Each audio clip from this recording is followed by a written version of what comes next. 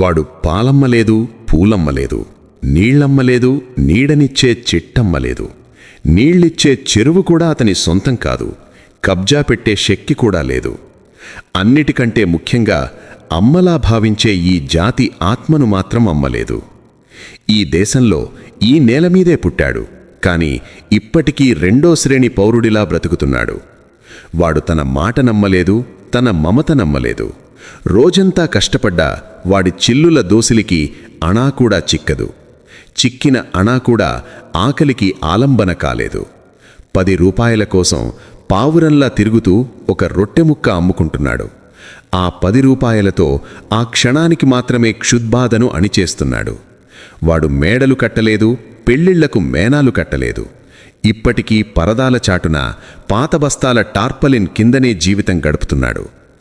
ఓ YouTube anchor, వాడి బ్రతుకంతా నీ ముఖానున్న మేకప్కి సాటిరాదు.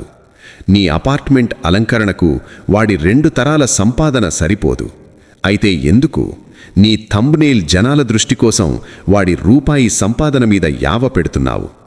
కోట్లాది రూపాయలు పెట్టి కట్టిన నక్షత్ర హోటళ్లలో ఎన్ని క్వింటల్ల కుళ్ళిన మాంసం దొరకదు? వారం కింద వండిన కూడు ఓవెన్లో మళ్లీ వేడి చేసి వడ్డించే సమాజం కదా మనది. అయితే అడగాలి కదా, పతంజలి అమ్మే ఉచ్చలో ఉచ్చ శాతమెంత? మార్వాడి దళారీ మాల్లో మేలిమి ఎంత? గుజరాతీ పానీపూరిలో పురుగుల శాతమెంత?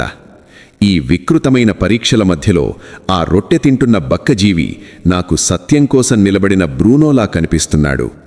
మరెందుకు మీరు పెంట పురుగుల్లా కోవాబన్ మీద పడ్డారు? వింటున్నారా బాలాజీ గౌడ్, ప్రియా చౌధరి? మీ అభిమానుల కోరికేమిటంటే మీకు అత్యవసరంగా ఐక్యరాజ్యసమితి ఫుడ్ సేఫ్టీ విభాగంలో డైరెక్టర్ పదవి ఇవ్వాలట. ఇది వ్యంగ్యం కాదు, ఇది వ్యధ. ఇది కోపం కాదు, ఇది కడుపు మంట. ఇది కేవలం ఒక మనిషి కథ కాదు, మన సమాజం అద్దం. మనకు అవసరం ఇంకో వీడియో కాదు, మనసున్న స్పందన.